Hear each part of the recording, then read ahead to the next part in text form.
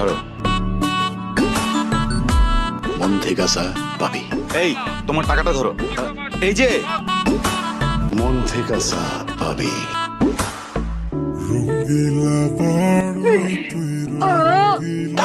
Mind blowing fantastic super shot ফাটাই দিলা তো এটা। কি অ্যাক্টিং করতেছো তুমি মিয়া এটা? আর দেখেই তো কলিজাটা জোড়ায় গেল। তবে একটা বিষয় না বলে পারতেছি না। কি ভাইয়া বলেন না। ফিল্মে এই যে নায়িকার নাম সুলতানা, ভালো লাগছে আমার। সুলতানা ভালো লাগছে।